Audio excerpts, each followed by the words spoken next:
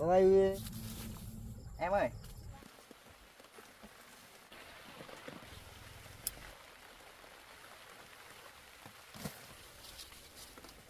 Cứ để anh đi lấy cái bát.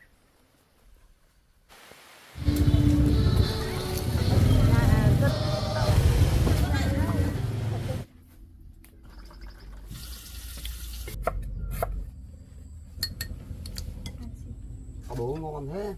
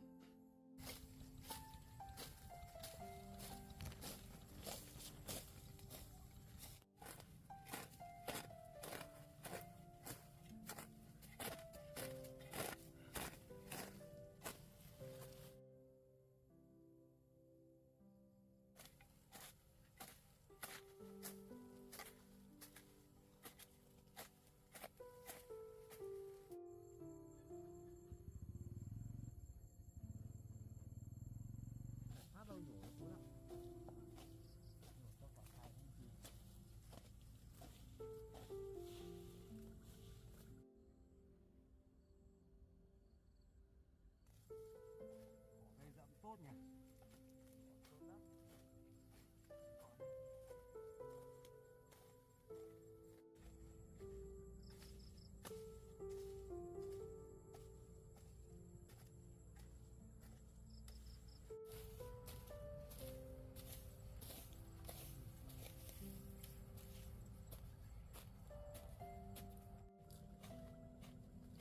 Nay trời oi nhỉ, cháu nhỉ. Đây khả năng trời mưa đấy ông ạ.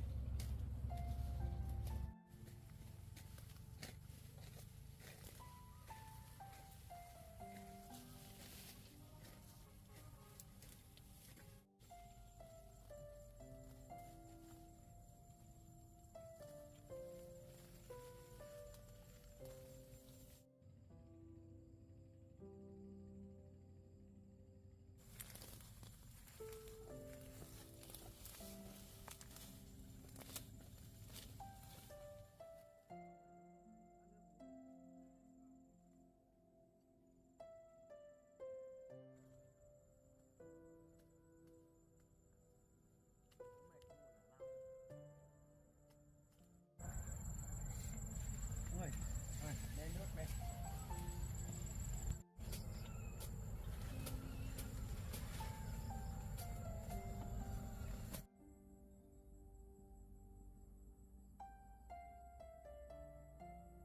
Em ơi.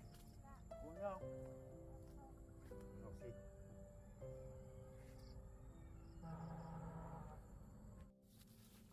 Trời hôm nay oi nhỉ ông nhỉ? Oi lắm.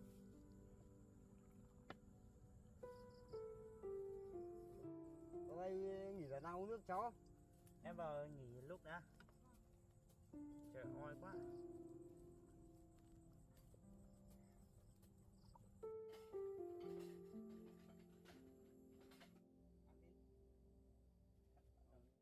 Sáng mở mắt ra đã nắng oi à. Khả năng hôm nay trời phải mưa đấy ông. Em uống nước.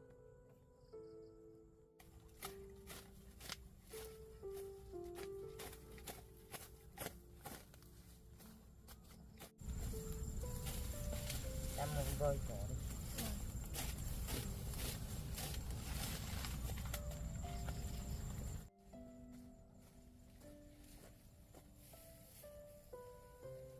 Cho vào cốt tan.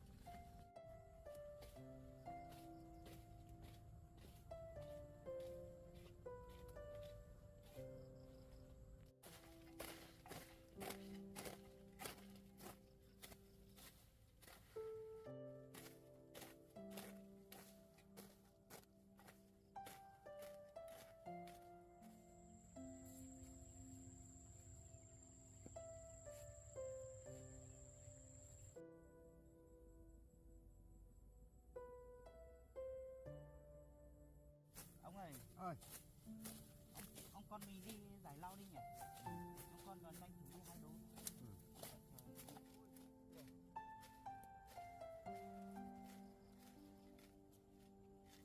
Ao ăn sáng các con ơi. Vâng, giải lao đi, giải lao ăn sáng cho chúng con đi 2 đố.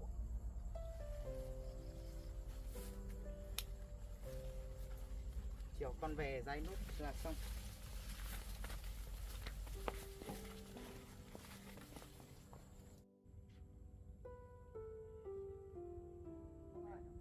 Dạ.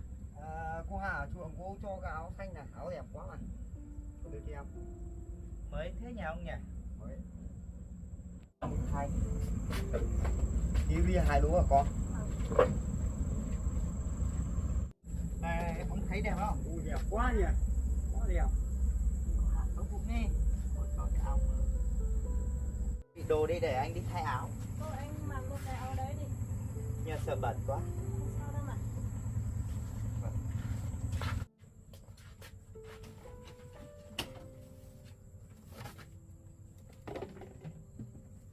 Thưa ông ở nhà nhá. Cháu đi về sớm nhá.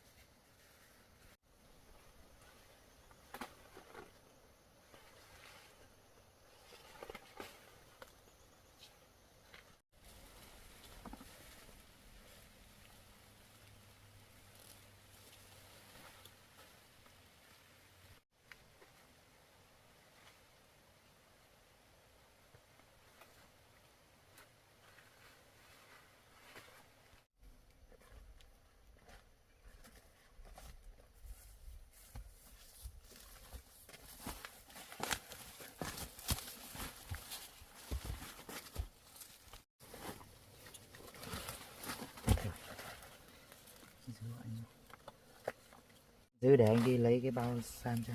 Ừ. Để xuống.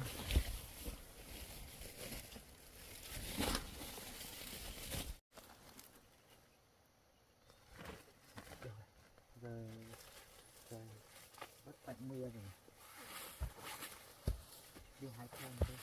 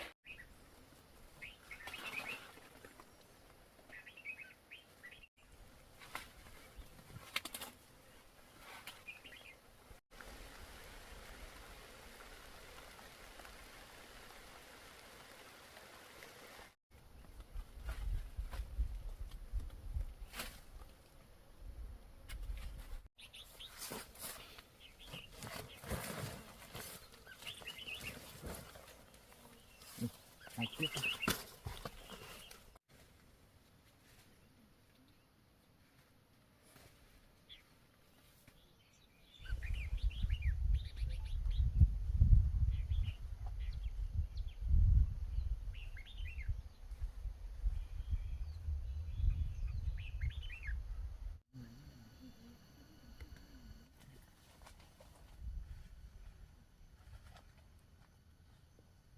Sắp đầy rồi đấy.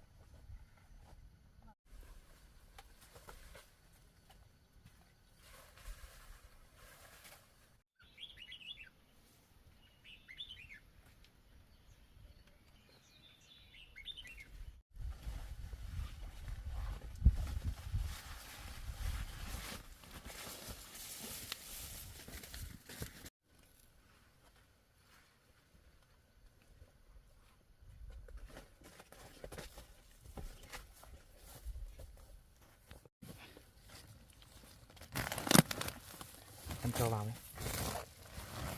Đầy đấy nhỉ.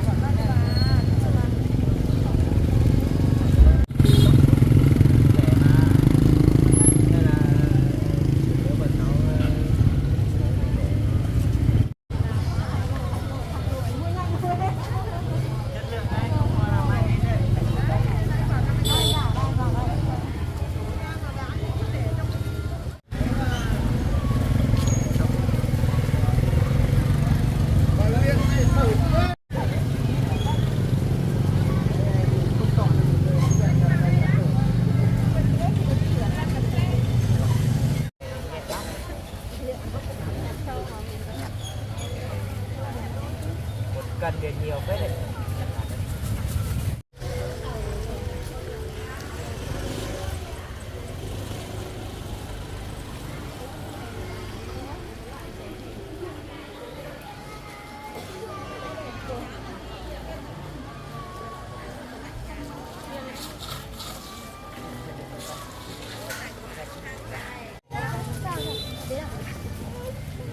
Mua gì? Cái mua đủ bóc rồi vào đủ con đi không?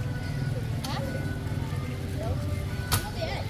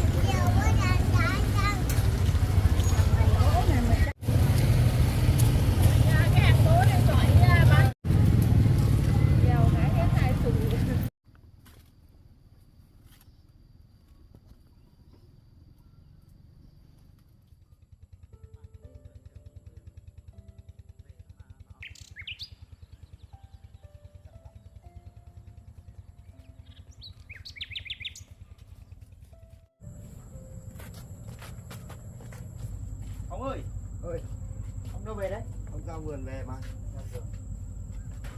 Trời mưa này đi ra vườn là cực ốm đấy.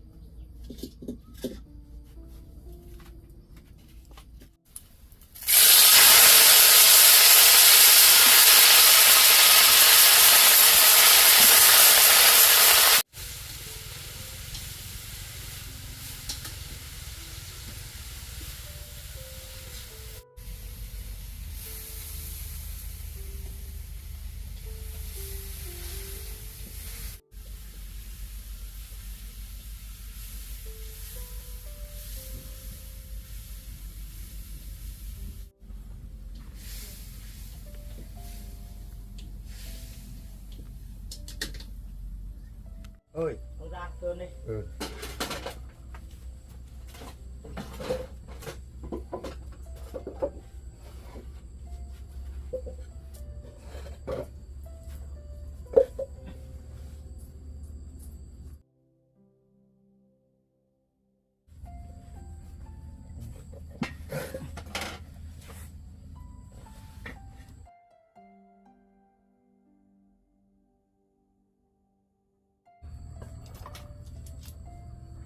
Rau xin.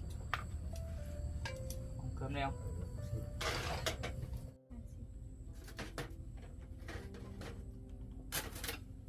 Ăn cơm đi. Các cháu ăn cơm đi. Em ăn cơm ngon thế. Thôi nha.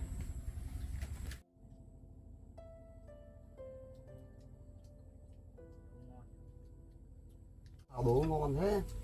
Các cháu ăn đi. Em xào đồ ngon đấy.